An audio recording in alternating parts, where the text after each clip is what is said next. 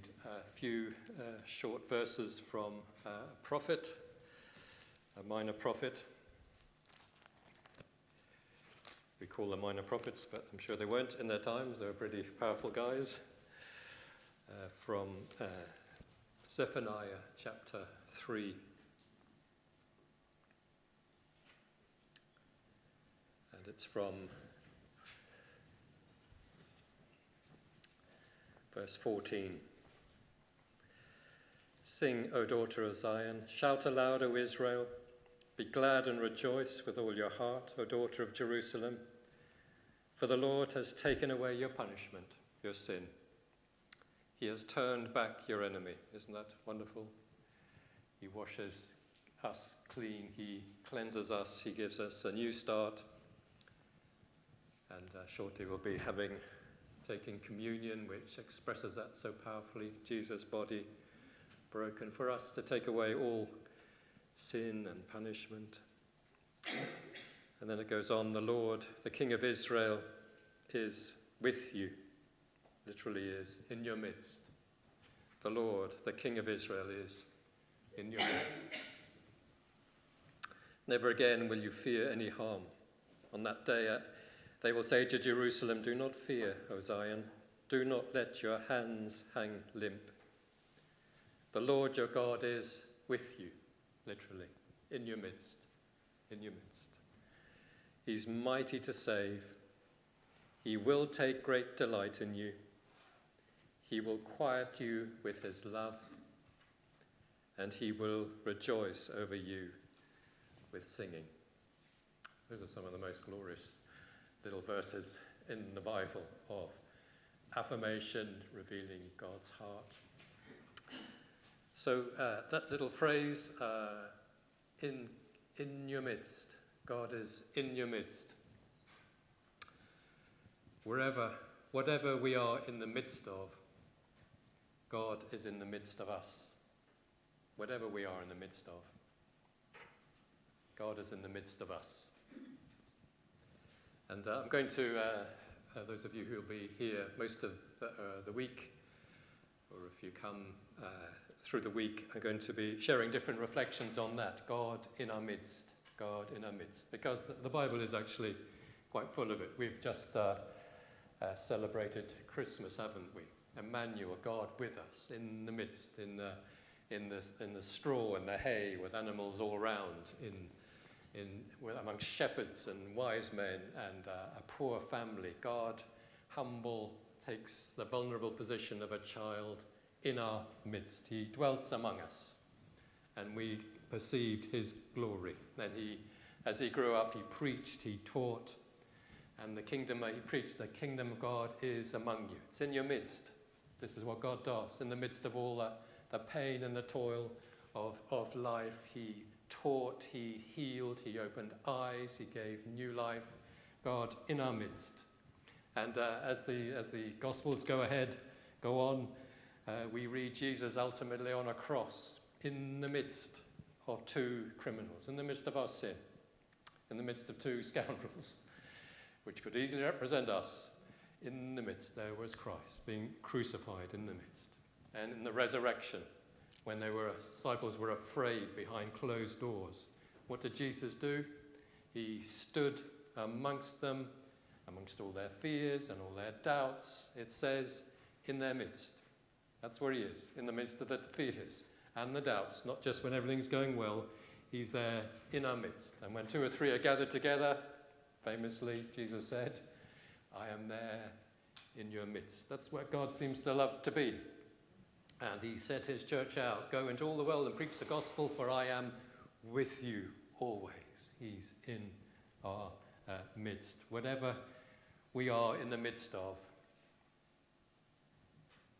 God is in the midst of us.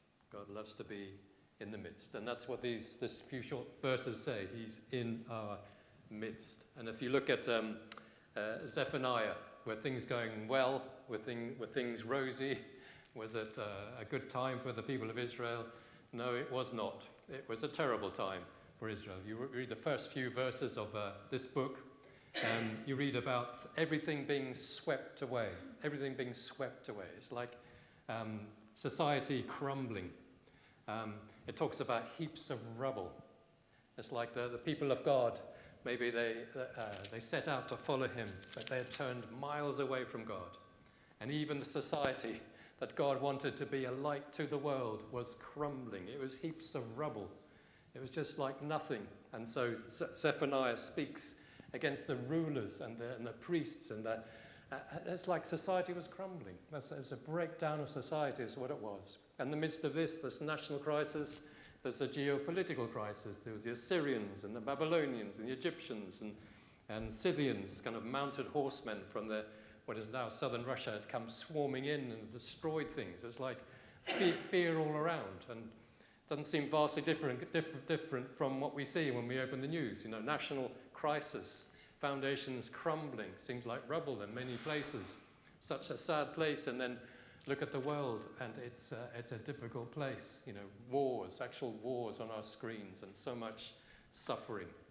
Yet it's in the midst of all this that God says, well, I am calling a people out because I want to be in the midst. Man thinks he's in control and he's working it all out, but actually there is someone else at the center of this universe. There's someone else actually in the midst, in the middle.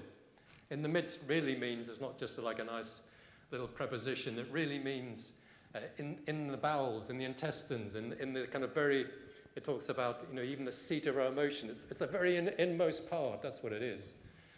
You know, think of the most inmost parts of you. You know, that's in the midst. Right at the very center, right at the very center of this universe. Actually, there is God. Actually, there is God, and we turn from him, and we negate that at our peril. You know, the birds cry out, the trees give glory, the sunsets give glory. At the center of the universe, there is a wonderful God. And he wants to come, even in the midst of our turmoil and distress and fear, and things seem like rubble. He wants to come and be in the midst of us, at the very center of us. Isn't that wonderful? There is hope. Therefore, people of God, there is hope. And so just looking at, just teasing out these few verses a little bit, you've got the Lord your God is in your midst. And in the NIV, he is mighty to save. Literally, it's the Lord your God, the mighty one, the champion one,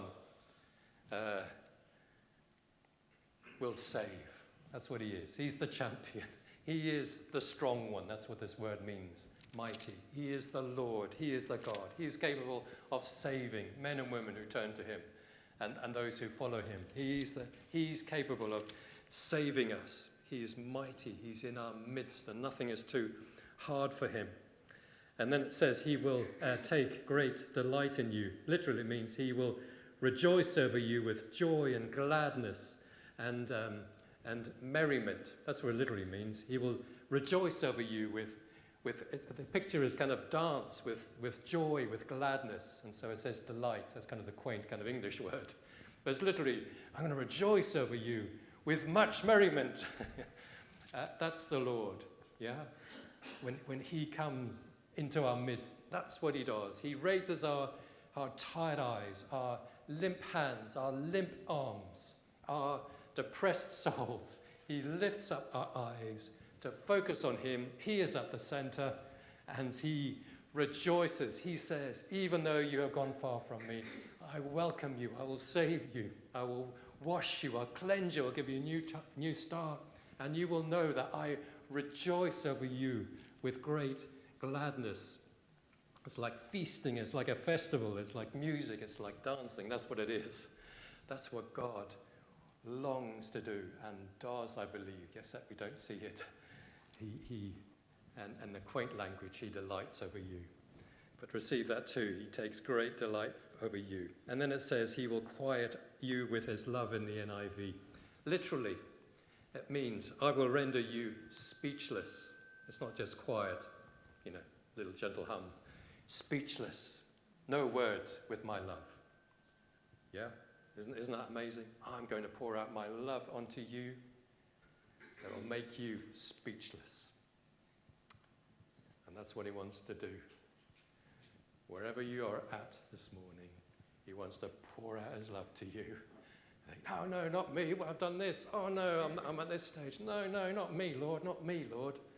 And it's like the prodigal son who comes, the prodigal son who comes in his filthy rags and smelling of pig swill and lots besides. And the prodigal father runs to him. No, I don't deserve it. Trick me as one. No, I can't say that anymore because what are you doing? You've got your arms around me. You're kissing my cheek. Oh, my goodness. You know, that is the Lord. And he was rendered in the end speechless. That's what the Lord in our midst wants to do, wants to reveal to each one of you and me. And finally says, and I will rejoice over you with singing. And again, the picture language, the original language of the Hebrew is like spinning around with singing. It's like dancing with singing. Now, those are quite some image pictures, aren't they? I will rejoice over you with feasting, with gladness, with merriment. I will render you speechless with my love, and I will spin around in dance as I sing over you. Now that is a revelation of God in the Old Testament. That is what he is like. And do we deserve it? Of course we don't. And we resist it. How can God be like that? Because I don't deserve it. Well, it's all grace.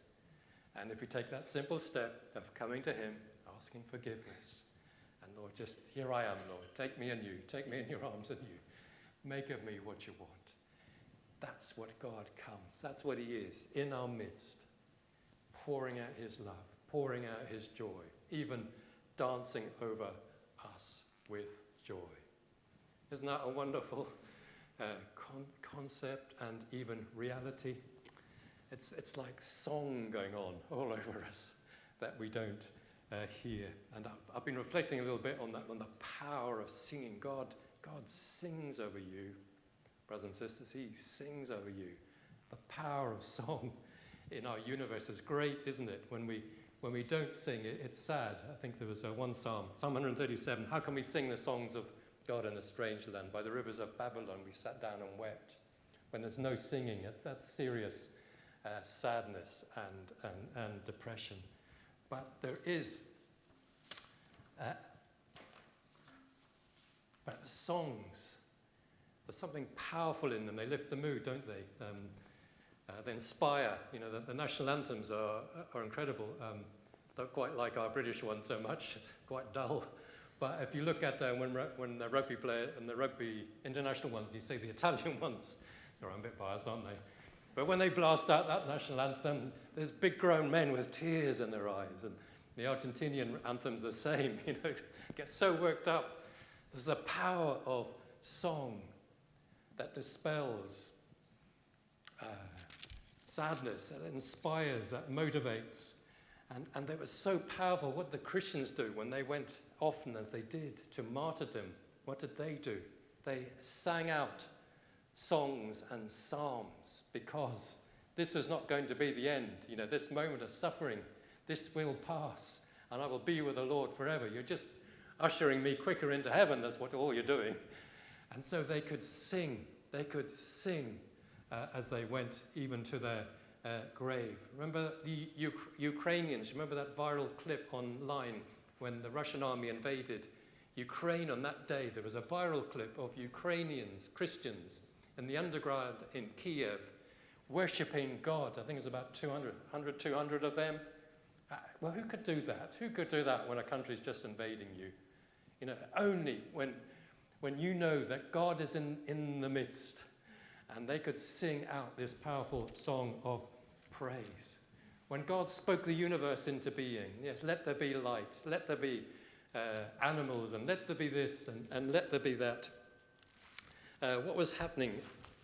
I read this incredible verse the other day in Job, chapter 38, verse 4 onwards. It talks about the creation of it, going back to the creation of the world and its foundations.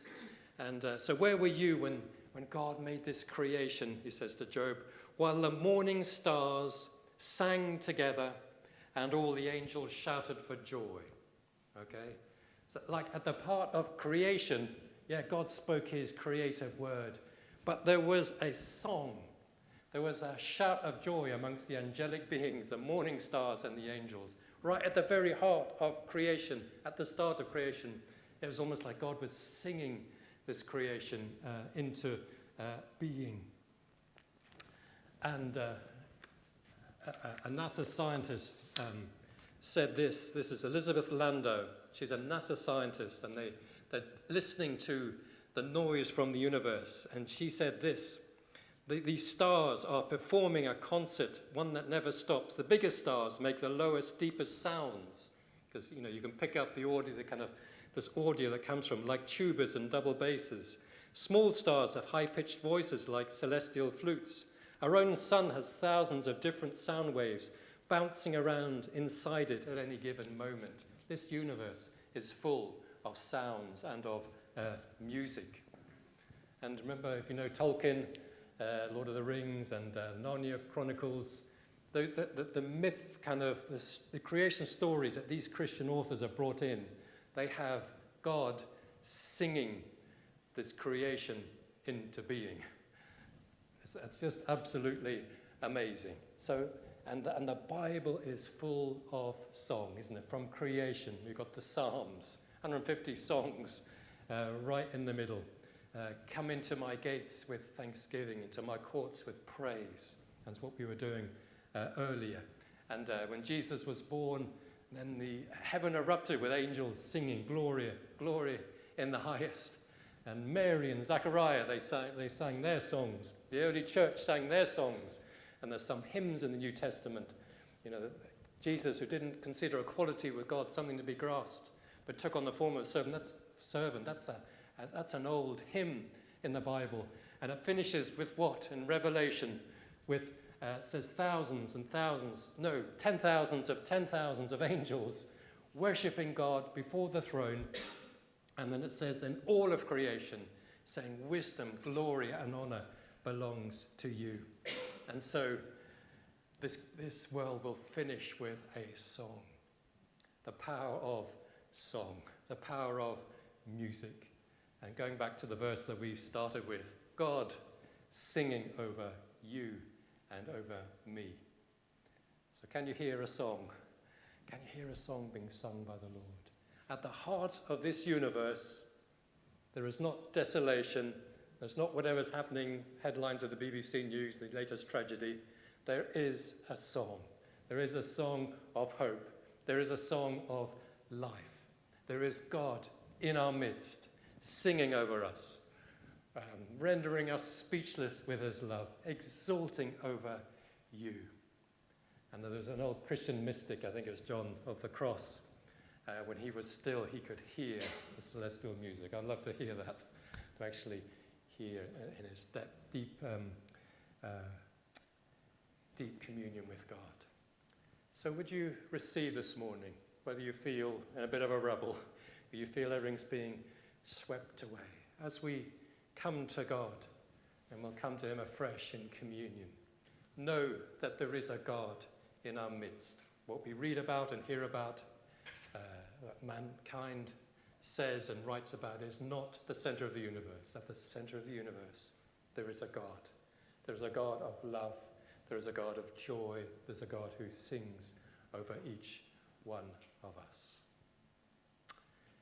So I just wonder, even in these days, is there a song God would put in your heart at the beginning of this new year? I didn't make any resolutions, but I asked the Lord for a scripture, and I asked the Lord for a song that maybe guide me through this this year. And the song that came to my mind was Be Thou My Vision.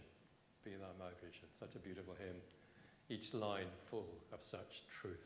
And I've been reflecting on a line of that each day in this month of January. Is there a song, maybe in these days, today even, that the Lord would just put on your heart that will bubble up? Maybe a song, which is a song, just bubble up in you. A new hope, a new sense of life. And maybe you just need a revelation that God is actually singing over you with great delight. He is feasting, he is spinning around over you. If you just minimally turn towards him, if you say, Lord, here I am.